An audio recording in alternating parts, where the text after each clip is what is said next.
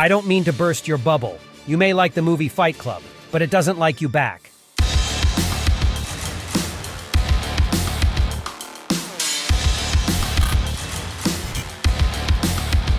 Warning, heavy spoilers ahead.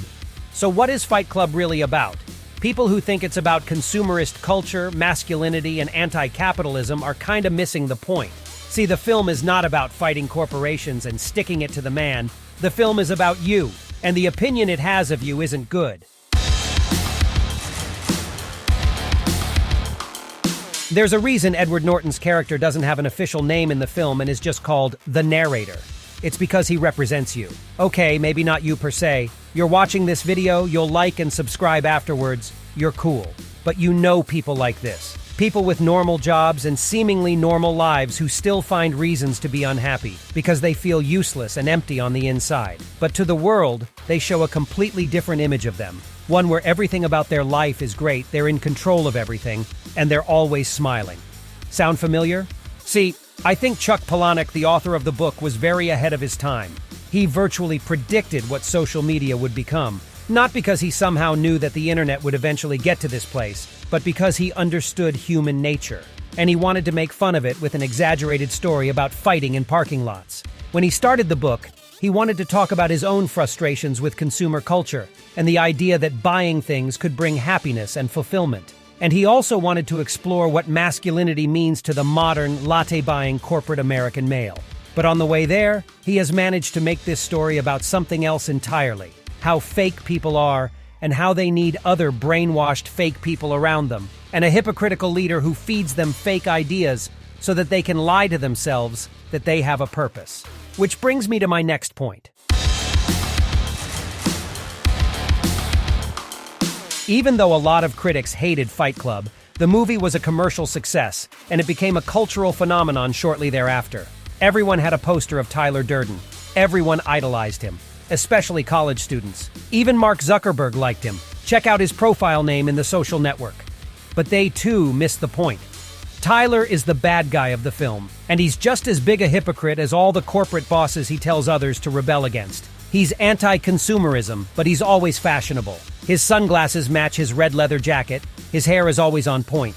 He laughs at a Gucci ad while looking exactly like the model in the picture.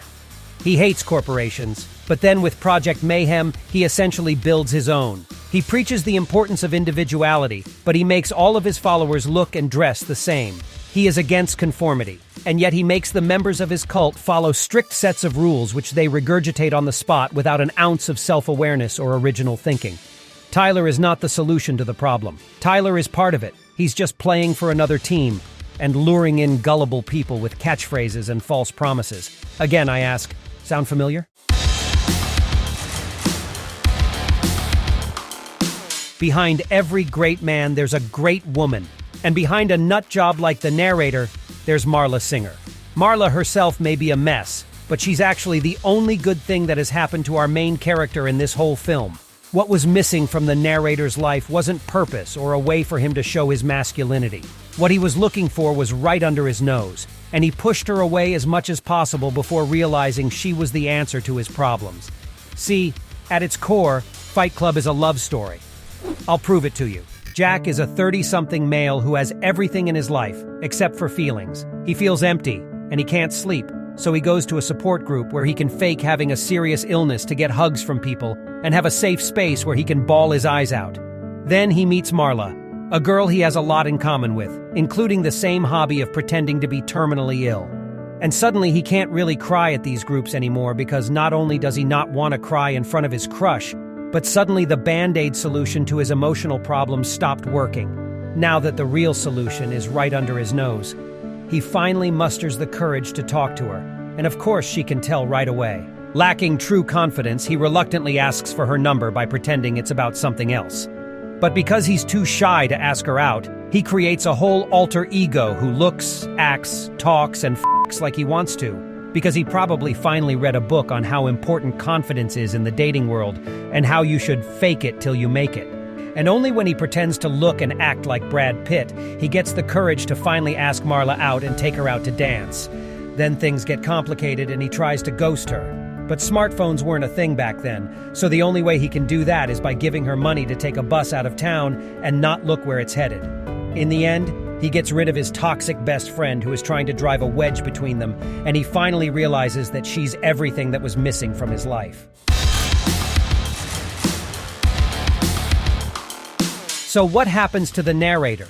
When he realizes that his identity crisis has gotten out of hand, all he wants to do is stop the whole thing. Since the police doesn't help him, because they're in on it, he finally finds the courage to put his foot down and make his own decision for once. So he shoots himself. Was he trying to kill himself? Yes, but he missed, although this essentially killed Tyler, because he represented the driving force of his subconscious that he no longer needed, now that his eyes are open and he finally grew some balls. Now that the narrator finally woke up and got rid of Tyler, he seems happy for the first time in this story, and he's ready to take Marla into his life for real. So why do I think this is about you? Because we've all been through this, in one way or another, feeling empty, useless, perpetually bored with our lives, or just felt like something was missing. What the film is trying to tell you is that lying to yourself will not fix the problem. Lying to others won't fix it either. You have to be honest with yourself and take the necessary steps to make your life better. And that won't be easy to do. But if you suffer through it, you will come out the other side a better person. And your eyes will be open too. That is what this movie is about. See you next time when we talk about another cinematic masterpiece from a previous decade.